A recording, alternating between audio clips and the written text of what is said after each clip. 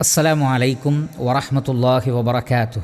الحمد لله رب العالمين، الصلاة والسلام على أشرف الأنبياء والمرسلين نبينا وحبيبنا محمد وآله وأصحابه أجمعين وعلى من تبعهم بإحسان إلى يوم الدين. أما بعد.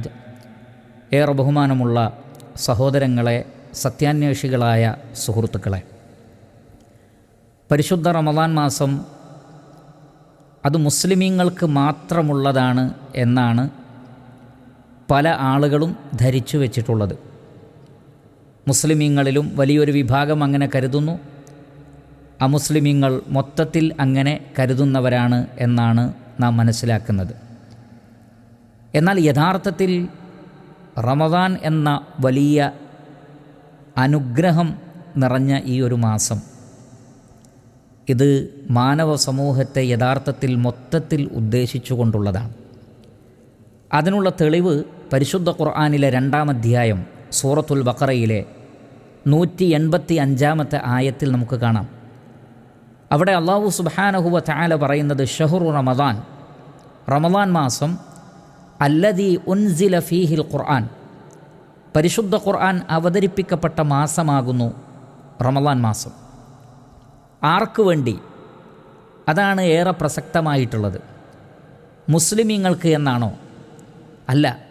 അല്ലാഹു സുബ്ഹാനഹു വ തആല പറയുന്നത് ഹുദൽ ലിന്നാസ്, സകല മനുഷ്യർക്കുമുള്ള മാർഗദർശനമാണ്.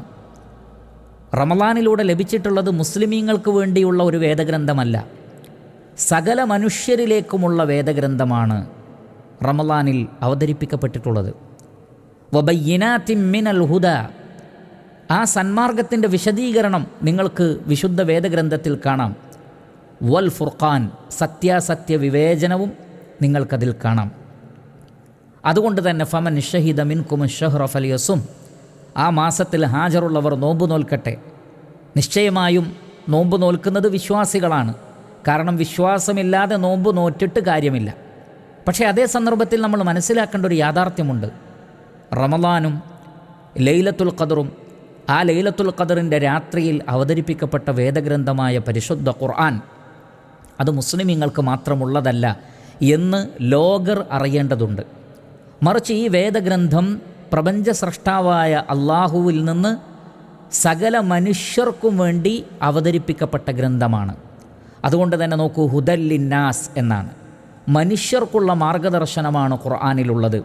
അറബികൾക്ക് മാത്രമല്ല, മുസ്ലിമീങ്ങൾക്ക് മാത്രമല്ല, ലോകത്ത് ജീവിച്ചുകൊണ്ടിരിക്കുന്ന സകല മനുഷ്യർക്കും അവരുടെ ദൈവമാരാണ് എന്നറിയാൻ, അവരുടെ ജീവിതത്തിൻ്റെ ലക്ഷ്യമെന്താണ് എന്നറിയാൻ, പ്രവാചകന്മാരെക്കുറിച്ചും വേദഗ്രന്ഥങ്ങളുടെ സന്ദേശങ്ങളെക്കുറിച്ചും അറിയാൻ, യഥാർത്ഥ വിജയത്തിൻ്റെ വഴിയെന്താണ് എന്ന് മനസ്സിലാക്കാൻ, ധർമ്മവും അധർമ്മവും എന്താണ്, സത്യവും അസത്യവും എന്താണ്, യഥാർത്ഥ വിശ്വാസവും അന്ധവിശ്വാസങ്ങളും എന്താണ് തുടങ്ങിയ കാര്യങ്ങളൊക്കെ തിരിച്ചറിയാവുന്ന അൽ ഫുർഖാൻ, സത്യാസത്യ വിവേചനം. ഈ സത്യാസത്യ വിവേചനം മനുഷ്യർക്ക് നൽകുന്ന ആശയങ്ങളുമായി കടന്നു വന്നിട്ടുള്ള വേദഗ്രന്ഥമാണ് പരിശുദ്ധ ഖുർആൻ. അത് സകല മനുഷ്യർക്കുമുള്ളതാണ്. അതുകൊണ്ട് മുസ്ലിമീങ്ങൾ ഈ സത്യസന്ദേശം മറ്റുള്ള ആളുകൾക്ക് പറഞ്ഞു കൊടുക്കണം. അവരുടെ പരിചയത്തിലുള്ളവർക്കും അവരുടെ നാട്ടിലുള്ള അമുസ്ലിമീങ്ങൾക്കും ഈ വേദഗ്രന്ഥം അവർക്ക് കൂടി ഉള്ളതാണ്. അത് വായിക്കാനും പഠിക്കുവാനും അവരോട് ആവശ്യപ്പെടൽ ഒരു മുസ്ലിമിനെ സംബന്ധിച്ചിടത്തോളം ബാധ്യതയായിട്ടുള്ള കാര്യമാണ്. അതുപോലെ തന്നെ അമുസ്ലിമീങ്ങളെ, ഈ വേദഗ്രന്ഥം മുസ്ലിമീങ്ങൾക്ക് വേണ്ടി മാത്രമുള്ളതല്ല, സകല മനുഷ്യർക്കുമുള്ളതാണ്. അതുകൊണ്ട് തന്നെ ഒരാവർത്തിയെങ്കിലും നിങ്ങൾ ഈ വേദഗ്രന്ഥം ഒന്ന് പാരായണം ചെയ്യൂ, അത് പഠിക്കാൻ ശ്രമിക്കൂ, അതിൻ്റെ ഉള്ളടക്കം എന്താണ് എന്ന് മനസ്സിലാക്കുവാൻ വേണ്ടി ശ്രമിക്കൂ. പ്രപഞ്ച സ്രഷ്ടാവായ അല്ലാഹു സുബ്ഹാനഹു വ തആല എല്ലാവർക്കും വേണ്ടിയുള്ള ഒരു സന്ദേശം എന്നുള്ള നിലക്കാണ് ഈ വേദഗ്രന്ഥം അവതരിപ്പിച്ചിട്ടുള്ളത്. അതുകൊണ്ട് തന്നെ അതിൻ്റെ കണ്ടൻറ്റ് എന്താണ് എന്ന് മനസ്സിലാക്കാനുള്ള ഒരു ശ്രമം അമുസ്ലിമീങ്ങളെ നിങ്ങളുടെ ഭാഗത്തു നിന്ന് ഉണ്ടാവണമെന്നാണ് ഓർമ്മപ്പെടുത്താനുള്ളത്. അതേപോലെ തന്നെ പ്രവാചകൻ മുഹമ്മദ് മുസ്തഫ സല്ലല്ലാഹു അലൈഹി വസല്ലം ഈ വേദഗ്രന്ഥത്തിൻ്റെ അവതരണത്തോടു കൂടിയാണല്ലോ ആ പ്രവാചകൻ നബിയായി തിരഞ്ഞെടുക്കപ്പെടുന്നത്, പ്രവാചകനായി തിരഞ്ഞെടുക്കപ്പെടുന്നത്. ആർക്കു വേണ്ടിയായിരുന്നു ആ നുബുവത്ത്? ആർക്കു വേണ്ടിയാണ് ആ റിസാലത്ത് പ്രവാചകന് നൽകപ്പെട്ടത്? അറബികൾക്ക് വേണ്ടിയാണോ? മക്കയിലുള്ള ആളുകൾക്കാണോ? അല്ല. പരിശുദ്ധ ഖുർആനിലെ 7-ാം അധ്യായം സൂറത്തുൽ അറാഫിലെ 158 ആയത്ത് നിങ്ങൾ ശ്രദ്ധിക്കുക. അവിടെ പ്രവാചകനോട് പ്രഖ്യാപിക്കാൻ വേണ്ടി പറയുന്നത്, ഖുൽ, നബിയെ ജനങ്ങളോട് വിളിച്ചു പറയണം, യാ അയ്യുഹന്നാസ്, മനുഷ്യരെ, സകല മനുഷ്യരെയും വിളിക്കണം. എന്നിട്ട് പറയണം, ഇന്നി റസൂലുള്ളാഹി ഇലൈക്കും ജമീഅ, ഞാൻ നിങ്ങളിലേക്കെല്ലാവരിലേക്കുമുള്ള പ്രവാചകനാണ്. അവിടെ അയ്യുഹൽ മുസ്ലിമൂൻ, മുസ്ലിമീങ്ങളെ എന്നല്ല, അയ്യുഹന്നാസ്, മനുഷ്യരെ എന്നാണ്. എല്ലാ മനുഷ്യരെയും വിളിച്ചുകൊണ്ടാണ് പറയുന്നത്, ഞാൻ നിങ്ങളിലേക്കെല്ലാവരിലേക്കുമുള്ള പ്രവാചകനാണ്. എന്നെ പ്രവാചകനായി നിയോഗിച്ച ആ അള്ളാഹു, ഇന്നി റസൂലുള്ളാ എന്ന് പറഞ്ഞല്ലോ. ആരാണ് ഈ അള്ളാഹു? ഗോത്രദൈവമല്ല, ഏതെങ്കിലും പ്രത്യേക നാടിൻ്റെ ദൈവമല്ല. അത്തരത്തിലുള്ള മനുഷ്യ സങ്കല്പങ്ങളുടെ അടിസ്ഥാനത്തിൽ ഉണ്ടാക്കപ്പെട്ടിട്ടുള്ള ഏതെങ്കിലും പ്രാദേശിക ദൈവങ്ങളോ ഗോത്രദൈവങ്ങളോ സാങ്കല്പിക ദൈവമോ ഒന്നുമല്ല. മറിച്ച് ആ അള്ളാഹു എന്നത് അല്ലദീ ലഹു മുൽക്കുസ് സമാവാതി വൽ അർദ്, ആകാശങ്ങളുടെയും ഭൂമിയുടെയും ആധിപത്യം ഏതൊരു റബ്ബിനാണോ, ആകാശങ്ങളുടെയും ഭൂമിയുടെയും ഉടമസ്ഥത, അവയുടെ സ്രഷ്ടാവ് ആരാണോ, അങ്ങനെയുള്ളവനാണ് അള്ളാഹു. അതുകൊണ്ട് തന്നെ ഇസ്ലാം പരിചയപ്പെടുത്തുന്ന അള്ളാഹു എന്നുള്ളത് പ്രപഞ്ച സ്രഷ്ടാവിനെയാണ്. ഈ പ്രപഞ്ചത്തെ, ആകാശങ്ങളെ, ഭൂമിയെ, മനുഷ്യരെ, സകല ചരാചരങ്ങളെയും സൃഷ്ടിച്ചവനാരോ അവന് വിളിക്കപ്പെടുന്ന പേരാണ് അള്ളാഹു. അതല്ലാതെ ഏതെങ്കിലും ഒരു പ്രത്യേക വിഭാഗത്തിൻ്റെ ദൈവമല്ല. ലാ ഇലാഹ ഇല്ലാഹുവ, അവനല്ലാതെ ആരാധ്യനില്ല. കാരണം പ്രപഞ്ച സ്രഷ്ടാവ് മാത്രമേ ആരാധിക്കപ്പെടാൻ പാടുള്ളൂ. യുഹ്യീ വയുമീതു, അവൻ ജീവിപ്പിക്കുകയും മരിപ്പിക്കുകയും ചെയ്യുന്ന ദൈവമാണ്. അഥവാ സകല മനുഷ്യർക്കും ജീവൻ നൽകിയത്, സകലരെയും മരിപ്പിക്കുന്നത്, പ്രപഞ്ചത്തിൽ ജീവനുള്ള എല്ലാറ്റിനും ജീവൻ നൽകുന്നത്, നിർജീവ വസ്തുക്കളെ സൃഷ്ടിക്കുന്നതും ജീവനുള്ളവയെ നിർജീവാവസ്ഥയിലേക്ക് കൊണ്ടുപോകുന്നവനുമെല്ലാം അള്ളാഹുവാണ്. അതുകൊണ്ട് ഫആമിനൂ ബില്ലാ, നിങ്ങൾ അള്ളാഹുവിൽ വിശ്വസിക്കൂ, വറസൂലിഹി, അവൻ്റെ ദൂതനിലും പ്രവാചകന്മാരിലും റസൂലുകളിലും വിശ്വസിക്കൂ. അപ്പോൾ അള്ളാഹു എന്നുള്ളത് സകലരുടെയും സൃഷ്ടാവായ ദൈവത്തെ സൂചിപ്പിക്കുന്ന പദമാണ്, പേരാണ് എന്ന് നമ്മൾ മനസ്സിലാക്കണം. അതുകൊണ്ട് തന്നെ ഇസ്ലാം അതിൻ്റെ സന്ദേശം പരിമിതമായ ആളുകളിൽ ഒതുങ്ങുന്നതല്ല. ഈ ലോകത്തിലുള്ള സകല മനുഷ്യരിലേക്കുമുള്ള സന്ദേശമാണ് വേദഗ്രന്ഥമായ ഖുർആനും പ്രവാചകനായ മുഹമ്മദ് നബി സല്ലല്ലാഹു അലൈഹി വസല്ലമയും എല്ലാം തന്നെ സകല മനുഷ്യരിലേക്കുമുള്ളതാണ്. കാരണം ആ വേദഗ്രന്ഥം അവതരിപ്പിക്കപ്പെട്ടത്, ആ പ്രവാചകനെ പ്രവാചകനായി നിയോഗിച്ചത് എല്ലാവരുടെയും രക്ഷിതാവായ അള്ളാഹുവാണ്. പരിശുദ്ധ ഖുർആനിലെ അവസാനത്തെ അധ്യായം 114 അധ്യായം, ഖുർആനിൽ 114 ചാപ്റ്ററുകളാണുള്ളത്, 114 അധ്യായങ്ങളാണുള്ളത്. അതിൽ 114 അധ്യായത്തിൽ കാണാം, ഖുൽ, നബിയെ പറയുക, അഊദു ബിറബ്ബിന്നാസ്, ലോകരുടെ രക്ഷിതാവിനോട് ഞാനിതാ അഭയം തേടുന്നു. അവിടെ ബിറബ്ബിന്നാസ് എന്നാണ് പറഞ്ഞത്. സകല മനുഷ്യരുടെയും ദൈവമാരാണോ ആ ദൈവത്തിൽ ഞാൻ അഭയം തേടുന്നു എന്നാണ്. മുസ്ലിമീങ്ങളുടെ ദൈവമെന്നല്ല, ഏതെങ്കിലും ഗോത്രദൈവമെന്നല്ല, മറിച്ച് സകല മനുഷ്യരുടെയും ദൈവമാരാണോ ആ ദൈവത്തിൽ ഞാൻ അഭയം തേടുന്നു. മലിക്കിന്നാസ്, ജനങ്ങളുടെ രാജാവ്, അവിടെയും അന്നാസ്, മനുഷ്യർ, ജനങ്ങൾ എന്നാണ് ഉപയോഗിച്ചത്.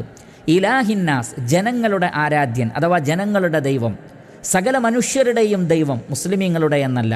അപ്പോൾ സകല മനുഷ്യരുടെയും ദൈവമായ, സകല പ്രപഞ്ചത്തിൻ്റെയും സൃഷ്ടാവായ, ഏകനും അദ്വിതീയനും തുല്യതയില്ലാത്തവനുമായ ആ ഏകനായ അള്ളാഹുവിനെ ആരാധിക്കുക, അവനെ മാത്രം വണങ്ങുക, അവനയച്ച വേദഗ്രന്ഥങ്ങളെ ഫോളോ ചെയ്യുക, അവനയച്ച പ്രവാചകന്മാരുടെ സന്ദേശങ്ങളെ പിന്തുടരുക.